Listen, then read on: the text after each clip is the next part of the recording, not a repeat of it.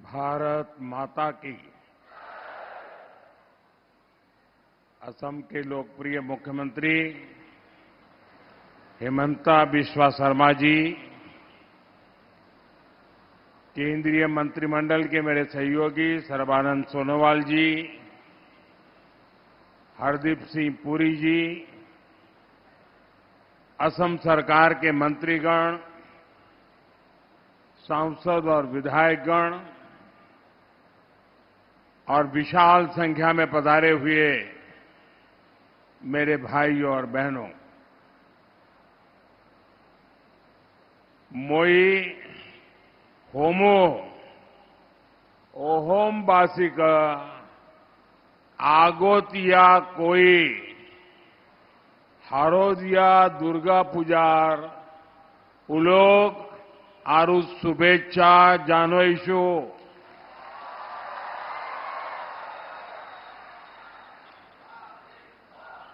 महापुरुष श्रीमंतो हंकर देवोर जन्मोत्सव उपलक्ष्यो गुरुजनार प्रति श्रद्धा निवेदन करेशु।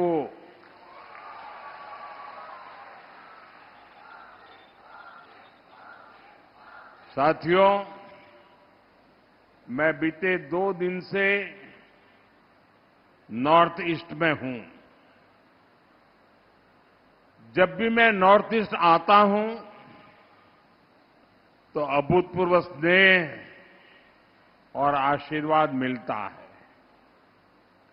खास तौर पर असम के इस क्षेत्र में जो स्नेह, जो अपनापन मिलता है वो अद्भुत है। मैं आप सभी जनता जनार्दन का हृदय से बहुत बहुत आभार व्यक्त करता हूं। साथियों, विकसित असम, विकसित भारत की गौरव यात्रा के लिए आज का दिन बहुत महत्वपूर्ण है। आज करीब 18,000 करोड़ रुपए के प्रोजेक्ट असम को मिले हैं। थोड़ी देर पहले मैं दरांग में था। वहां मुझे कनेक्टिविटी और हेल्थ से जुड़े प्रोजेक्ट की नींव रखने का अवसर मिला है। अब यहां पर एनर्जी सिक्योरिटी से जुड़े प्रोजेक्ट का शिलान्यास और उद्घाटन हुआ है। ये प्रयास विकसित असम का रास्ता और मजबूत करेंगे। साथियों, असम भारत के ऊर्जा सामर्थ्य को बढ़ाने वाली धरती है। यहां से निकले पेट्रोलियम प्रोडक्ट देश के विकास को गति देते हैं।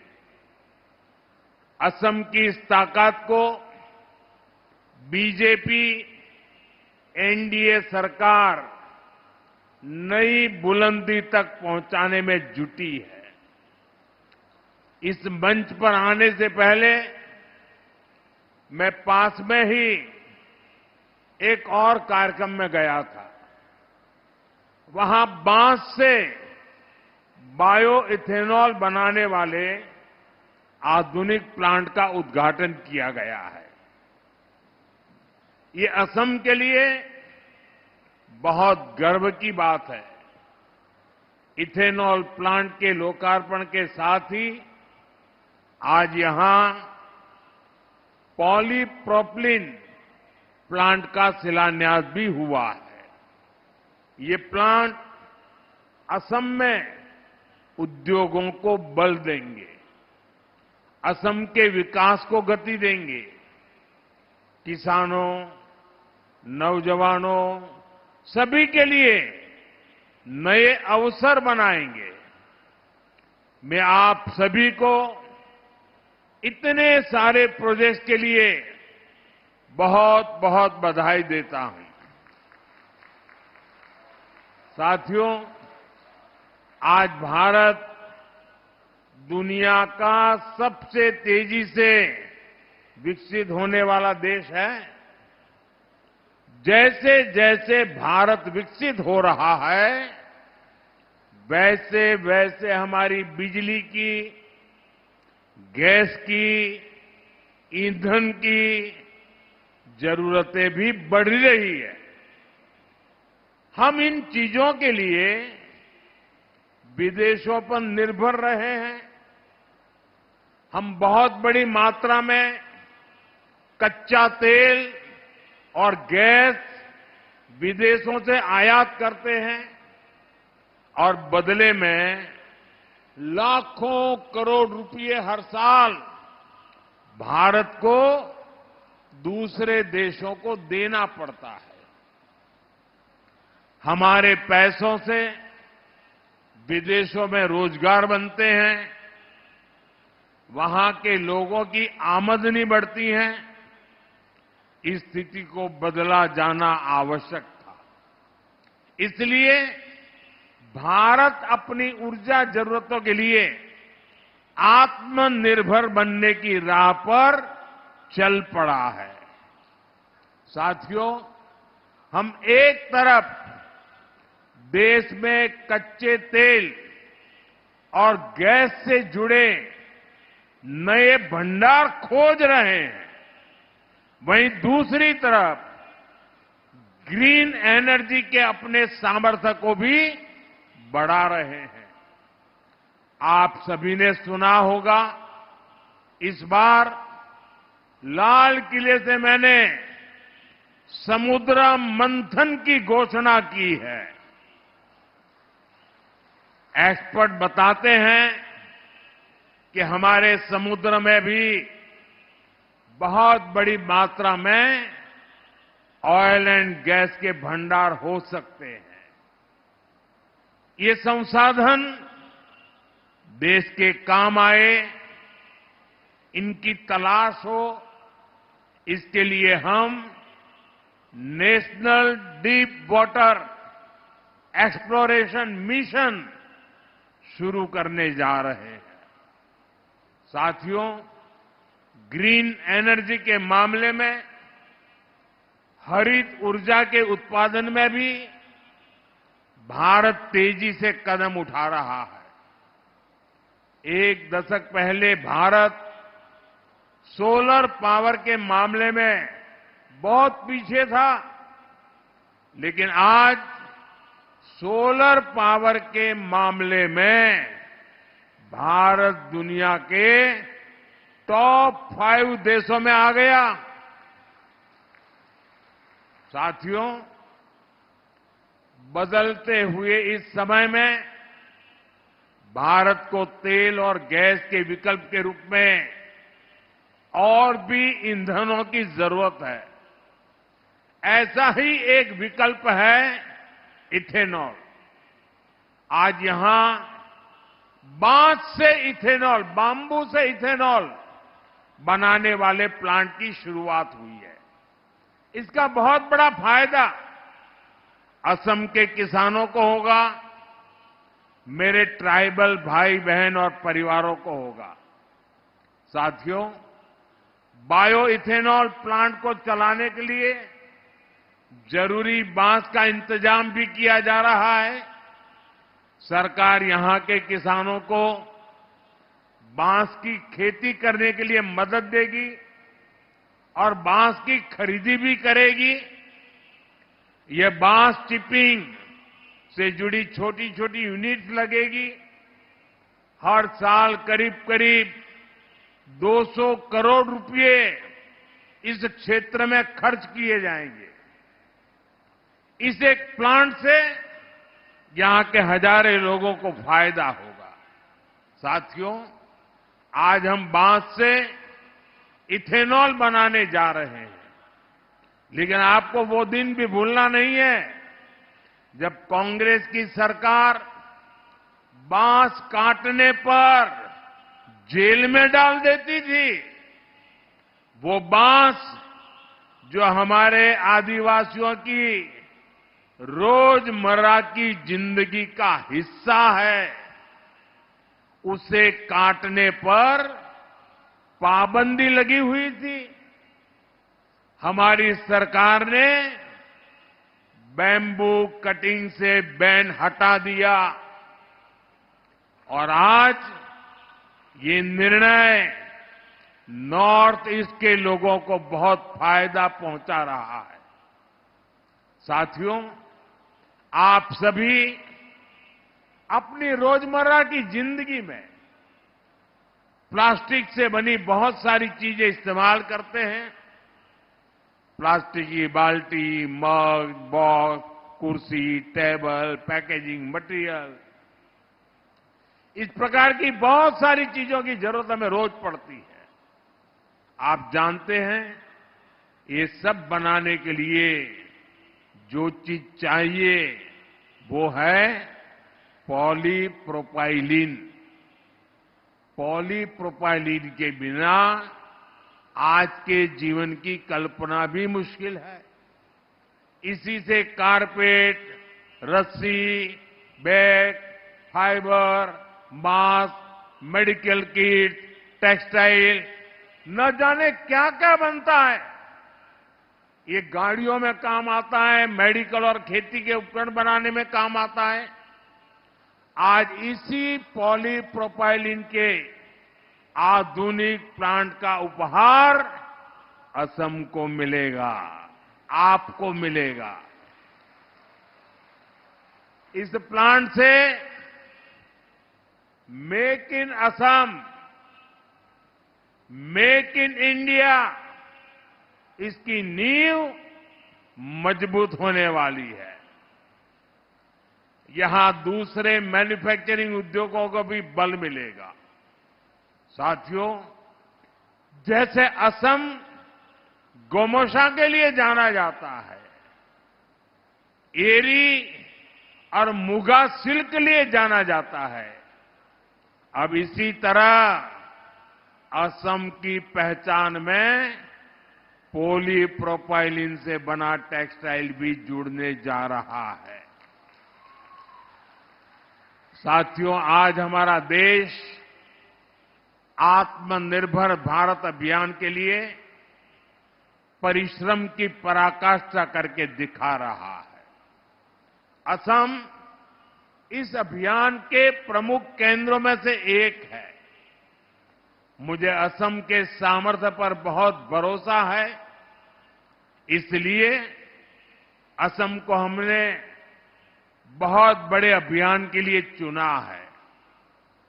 और ये अभियान है सेमी कंडक्टर मिशन। असम पर मेरे विश्वास का कारण भी उतना ही बड़ा है। गुलामी के दौर में असम टीकी उतनी पहचान नहीं थी, लेकिन देखते ही देखते असम की मिट्टी और असम के लोगों ने असम टी को ग्लोबल ब्रांड बना दिया। अब नया दौर आया है। भारत को आत्मनिर्भर होने के लिए दो चीजें चाहिए, एक ऊर्जा और दूसरा सेमीकंडक्टर, और असम इसमें बहुत बड़ी भूमिका निभा रहा है। साथियों, आज बैंकों के कार्ड से लेकर मोबाइल फोन, कार, हवाई जहाज और स्पेस मिशन तक हर इलेक्ट्रॉनिक चीज की आत्मा एक छोटी सी इलेक्ट्रॉनिक चिप में समाई जाती है। अगर हमें ये सारे सामान भारत में बनाने हैं तो चिप हमारी होनी चाहिए। इसलिए भारत ने सेमी कंडक्टर मिशन शुरू किया है और इसका बहुत बड़ा आधार आसाम को बनाया है। मोरी गांव में तेजी से सेमीकंडक्टर फैक्ट्री का निर्माण चल रहा है। इस पर 27,000 करोड़ रुपए खर्च किए जा रहे हैं। ये असम के लिए बहुत गर्व की बात है। साथियों, कांग्रेस ने देश में लंबे समय तक शासन किया है। यहां असम में भी कांग्रेस ने कई दशकों तक सरकार चलाई है। लेकिन जब तक कांग्रेस की सरकारें रही, तब तक यहां विकास की रफ्तार भी धीमी रही और विरासत भी संकट में रही। बीजेपी की डबल इंजन सरकार असम की पुरानी पहचान को सशक्त कर रही है और असम को आधुनिक पहचान से भी जोड़ रही है। कांग्रेस ने असम को नॉर्थ ईस्ट को अलगाव दिया, हिंसा दी, विवाद दिए। बीजेपी असम को विकास और विरासत से समृद्ध राज्य बना रही है। ये हमारी सरकार है जिसने असमिया भाषा को क्लासिकल लैंग्वेज का दर्जा दिया। मुझे खुशी है कि असम की बीजेपी सरकार नई नेशनल एजुकेशन पॉलिसी को भी तेजी से लागू कर रही है। यहां स्थानीय भाषाओं में पढ़ाई को प्रोत्साहित किया जा रहा है। साथियों, कांग्रेस ने नॉर्थ ईस्ट के, असम के महान सपूतों को भी कभी सही सम्मान नहीं दिया। इस धरती पर वीर लासित बोरफुकन जैसे जाबाज योद्धा हुए, लेकिन कांग्रेस ने कभी उनको वो सम्मान नहीं दिया जिसके वो हकदार थे। हमारी सरकार ने लासित बोरफुकन की विरासत को सम्मान दिया। हमने उनकी 400वीं जन्म जयंती राष्ट्रीय स्तर पर मनाई। हमने उनके जीवनी को 23 भाषाओं में प्रकाशित किया। यहां जोरहाट में मुझे उनकी विशाल प्रतिमा का अनावरण करने का भी अवसर मिला था। कांग्रेस ने जिसकी उपेक्षा की, हम उसे अग्रिम पंक्ति में लेकर चल रहे हैं। साथियों, यहां शिवसागर का ऐतिहासिक रंगघर उपेक्षित पड़ा हुआ था। हमारी सरकार ने इसका नवीनीकरण किया। हमारी सरकार श्रीमंत शंकर देव की जन्मस्थली बटाद्रवा को विश्व स्तरीय पर्यटन केंद्र बनाने का काम कर रही है। जैसे वाराणसी में काशी विश्वनाथ धाम परिसर बना है, उज्जैन में महाकाल महालोक बना है, वैसे ही असम में हमारी सरकार मां कामाख्या कॉरिडोर भी बना रही है। साथियों, असम की संस्कृति और इतिहास से जुड़े अनेक ऐसे प्रतीक हैं, अनेक ऐसे स्थान हैं जिन्हें बीजेपी सरकार नई पीढ़ी के लिए संरक्षित कर रही है। इससे असम की विरासत को तो फायदा हो ही रहा है, असम में टूरिज्म का भी दायरा बढ़ रहा है।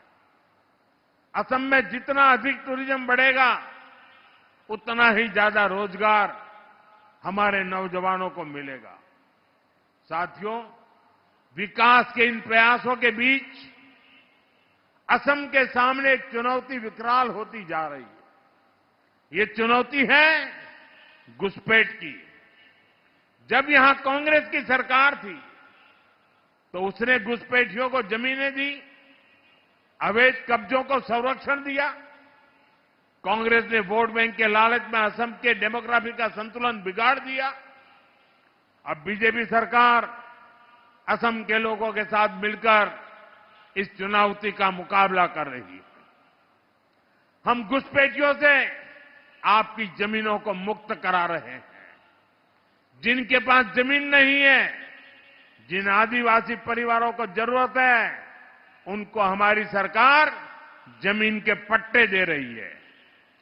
मैं मिशन वसुंधरा के लिए भी असम सरकार की प्रशंसा करूंगा। इसके तहत लाखों परिवारों को भूमि के पट्टे दिए जा चुके हैं। अहोम कोच राजवंशी और गोरखा समुदाय के भूमि अधिकारों को कुछ जनजातीय क्षेत्रों में मान्यता दी गई है। उनको संरक्षित वर्गों की सूची में शामिल किया गया है। जनजातीय समाज के साथ जो ऐतिहासिक अन्याय हुआ है, बीजेपी उसको ठीक करने में पूरी प्रतिबद्धता से जुटी है।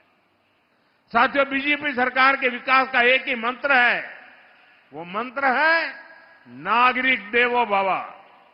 नागरिक देवो भव यानी देश के नागरिकों को असुविधा न हो, उनको छोटी छोटी जरूरतों के लिए यहां वहां भटकना न पड़े। लंबे समय तक कांग्रेस के शासनकाल में गरीबों को तरसाया गया, ठुकराया गया, क्योंकि कांग्रेस का काम एक वर्ग के तुष्टीकरण से हो जाता था, उनको सत्ता मिल जाती थी। लेकिन बीजेपी तुष्टीकरण नहीं, संतुष्टीकरण पर जोर देती है। कोई भी गरीब, कोई भी इलाका पीछे न रहे, इस भाव से हम काम कर रहे हैं। आज असम में गरीबों के पक्के घर बनाने का काम भी तेजी से आगे बढ़ रहा है। अभी तक असम में 20 लाख से अधिक पक्के घर गरीबों को मिल चुके हैं। घर घर नल से जल पहुंचाने का काम भी असम में तेज गति से चल रहा है। साथियों, भाजपा सरकार की गरीब कल्याण की योजनाओं का लाभ यहां चाय बागानों में काम करने वाले बड़े भाई और बहनों को भी हो रहा है। चाह श्रमिकों का हित हमारी प्राथमिकता है। सरकार द्वारा टी गार्डन में काम करने वाली महिलाओं और बच्चों को मदद दी जा रही है। महिलाओं के स्वास्थ्य, बच्चों की शिक्षा पर हमारा बहुत जोर है। यहां माता मृत्यु दर और शिशु मृत्यु दर को कम से कम करने के लिए भी सरकार योजनाएं चला रही है। कांग्रेस के समय में टी गार्डन वर्कर्स को टी कंपनियों के मैनेजमेंट के भरोसे छोड़ दिया गया था, लेकिन भाजपा सरकार उनके घरों में बिजली कनेक्शन की, घर में पानी की, उनके स्वास्थ्य की चिंता कर रही है। इन योजनाओं पर करोड़ों रुपए खर्च किए जा रहे हैं। साथियों, असम के विकास का नया दौर शुरू हो चुका है। असम ट्रेड और टूरिज्म का बड़ा सेंटर बनेगा। हम मिलकर विकसित असम बनाएंगे, विकसित भारत बनाएंगे। एक बार फिर आप सभी को विकास की परियोजनाओं के लिए अनेक अनेक शुभकामनाएं देता हूं। मेरे साथ बोलिए, भारत माता की। हाथ ऊपर करके पूरी ताकत से आवाज दीजिए, भारत माता की, भारत माता की, भारत माता की। बहुत बहुत धन्यवाद।